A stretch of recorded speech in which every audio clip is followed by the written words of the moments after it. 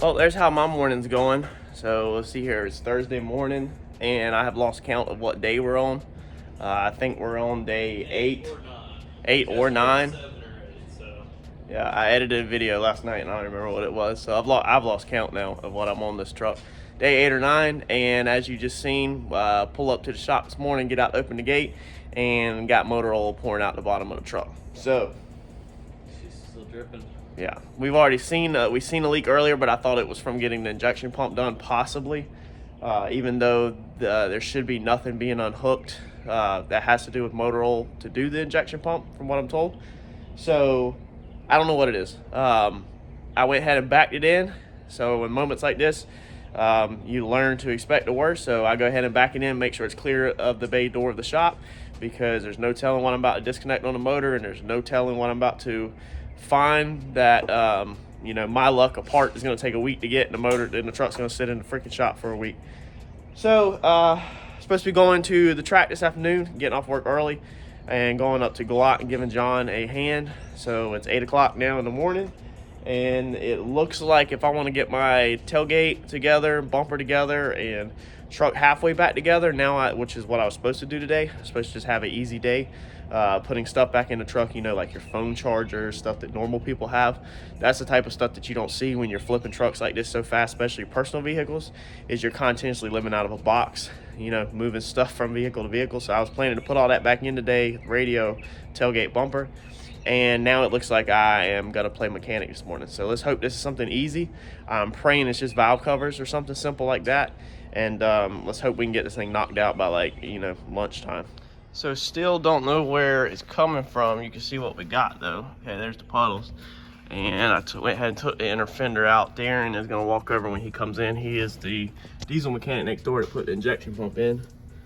And you can see up here on the back of the motor, it's kind of hard to focus. It's definitely coming from up in there. So, head valve cover gaskets probably obviously are bad. I mean, you can see that, but that's not causing all of the oil leak in my opinion. So it's definitely coming from somewhere back in there. So I started untaping this and I was like, there's no way. And so I said, let's grab the camera to see if this is legit. So I'm waiting for Darren to walk over to look at the diesel or look at the oil leak. And I started removing this, and check this out, y'all. Somebody has twisted this wiring harness together, obviously, but not removed the ends on the cable, like where you're literally supposed to move these. The factory just strips the wires back a little bit so that I guess there's no reason to pull it off when they strip it back, and then you remove that one's removed. But then you remove them. I mean, all of them. Look, here's another one. Like, and you can literally just see them poking out. Also, when they did it, they hooked the yellow and the red together, so this radio was always on, and you had to turn it off manually instead of running a wire to an ignition fuse or relay. Yellow is memory. Red is hot. So here it is again. Another pigtail just left on.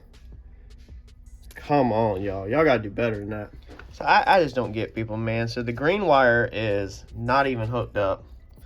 Okay, and it's like squished. Okay, and then we've got the white wire, the white and purple wire. It's been nicked in the bundle. And then we have another green wire right here. Okay, that green wire has been nicked in the bundle.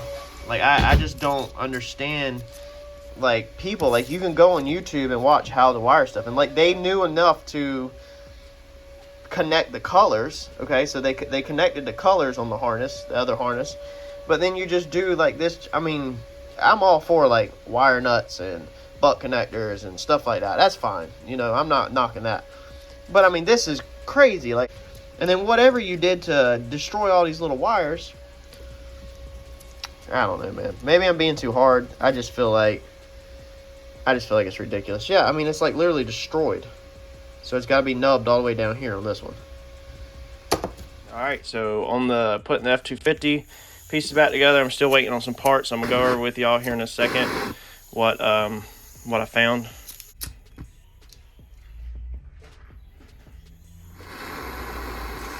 But if you remember the other week when I taught y'all about restoring plastics, this is what we're going to attempt to do on these interior pieces. If not, I will spray paint them. So I really should probably be using the heat gun, not the torch this morning, but I kind of want to get this done.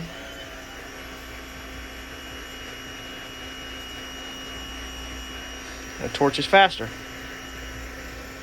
So I just wanted to show y'all a real life example of what you would use that, you know, restoring plastics video on. These were just, I don't even know why they're faded out where they are.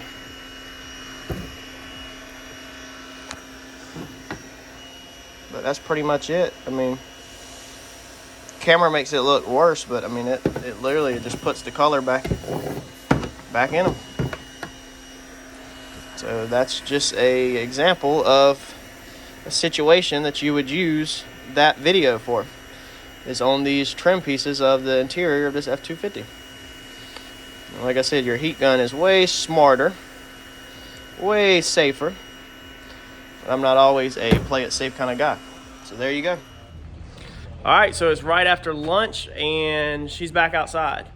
So let me go over what it was. But before we do that, we got a brake caliper dragging. So I know, remember in the other video, I said that when you hit the brakes, it wants to pull hard to the right. So we just fixed what we had going on and took it for a test drive. I felt like it was a little lagging on power or a possible boost leak. Me coming from 2 or 3 years of owning 6.7s and going down to a 6.0, she definitely is not a Cadillac or has the power or anything that a 6.7 has. Still a good truck, but it's just not, it's not a 6.7. So the brake caliper on the passenger side is dragging. You can see signs in the rotor that is dragging. I'll show you that real fast, but we just ordered a brake caliper. We're gonna swap that out too, because I'm still trying to make, order it right now. Ed's about to order it right now because it's Thursday and I'm still trying to make galat this afternoon. So I got a few things done on it we'll go over. I'm trying to wrap this stuff up, still got to do oil change and everything, and then get out of here this afternoon about probably between 4 and 4:30 to shoot up to galat and meet John.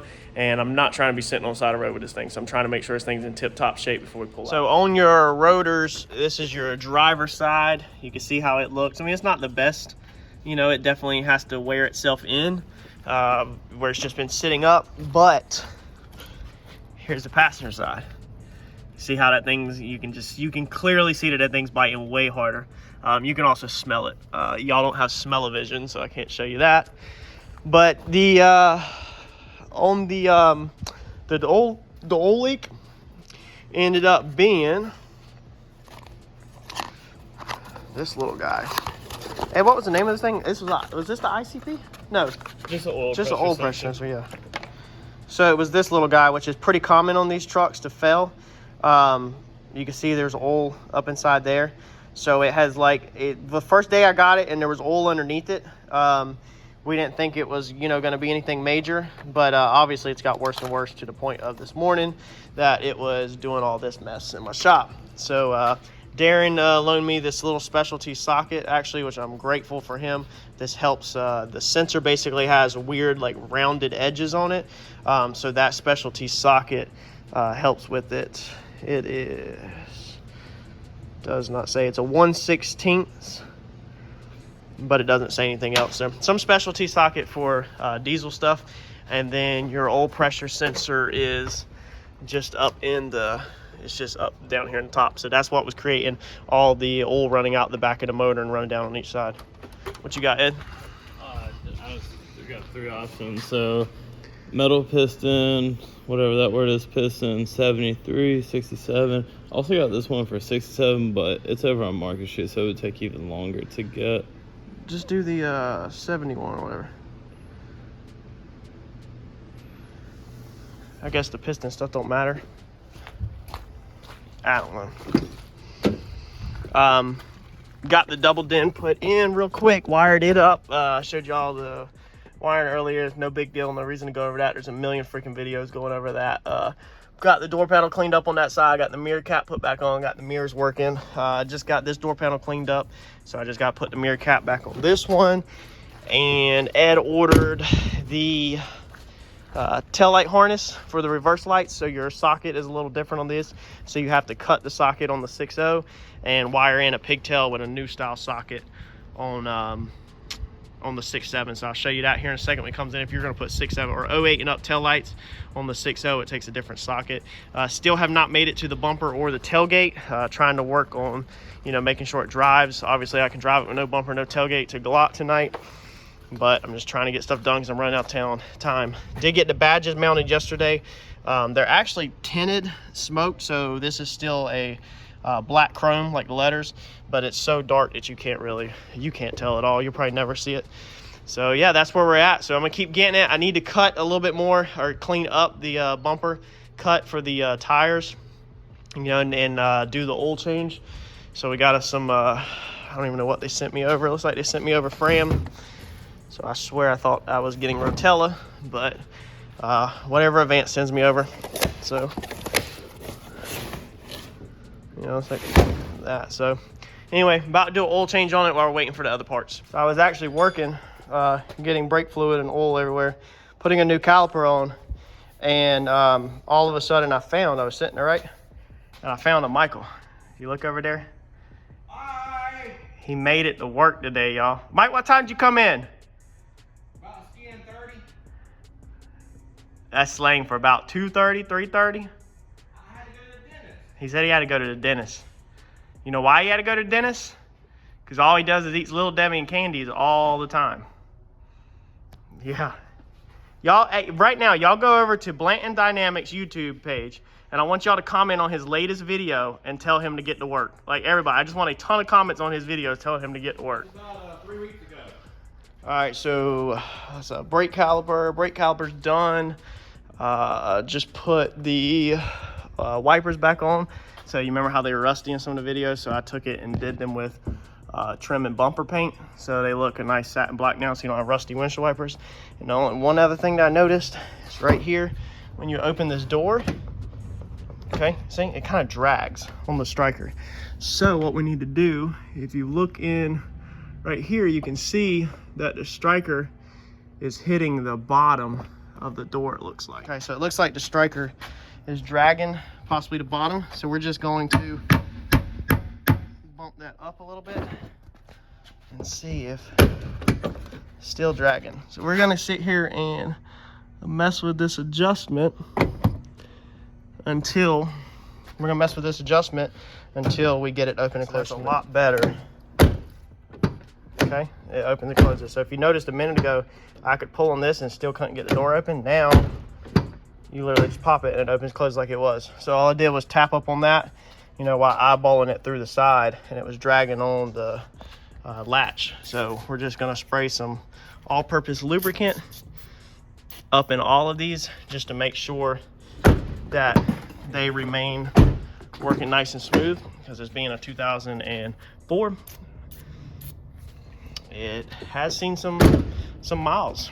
So there's nothing worse than, you know, later when we go to sell this thing, somebody coming to look at it and, you know, door latches dragging or whatever, or truck feeling like it's a wore out old truck. It's okay to have an old truck and to look like an old truck, you know, older style, but what's not okay is for it to function like an old truck. That's not okay, because all of this is preventable. So that's that. I think we're almost here. The XM radio module was just delivered in the mailbox. The double din is XM ready. I have to have my XM, so I need to install this little module. I'm going to hold off on that till the very last minute. If I get it installed before we leave today, then I'll do it. If not, that's going to be a weekend project. But I think I'm going to go grab the 6.7 bumper and go ahead and try to put the 6.7 bumper on the back of the truck, so at least I can have a bumper again with the tail light. I meant with the license plate. And then if we get that installed, the tailgate should literally just go right on. I've been working. What have you been doing? Not working. Riding around? Hiding from the boss man, to be honest. He's literally just been riding around. This cat literally gets paid to ride a car over to an inspection station, sit there, play with some kitty cats, and hang out, then plug the computer in, and then drive back here. I really seriously should have took his job. So there's the back all together. The 6.7 bumper, tailgate. Still have not done the tail lights. So one thing we do have to order is your 6.0 reverse pieces. These are actually different. These are different than the 6.7 ones. The angle on them are different on the bumper, so we're gonna have to order some different ones for that. For the 6.7 sensors should be the same, but that's how that looks. I'm about to get some of that paint marker cleaned up and pull it out and try to possibly wire in the reverse lights real fast. Let's see here, what else are we gonna do? Wire in the reverse lights. I don't know, my brain's fried. I'm literally getting a headache. I didn't sit down for lunch today. Left with the wife, rode across town to handle some business, and didn't really relax. So just trying to still get wrapped up to go to Glock. See Randy tonight, so you can bring him his Is this clean? I'm not seeing Randy, but I'm seeing Turbo John. I don't think I'm seeing Randy. I think he's working, but I'll put them in the truck. These are Randy's bed sheets. Don't ask me how I got them. Some weird stuff going on over here. So Eddie don't know it yet, but me and him are about to put this big old heavy toolbox back in the truck. So listen to him whine about that. And see, and then yeah, try to wrap this thing up and get out of here. So that's a wrap. We're gonna go ahead and wrap this up for y'all. I'm not gonna keep dragging this out. I still gotta do the fog lights, but I'm not gonna show y'all.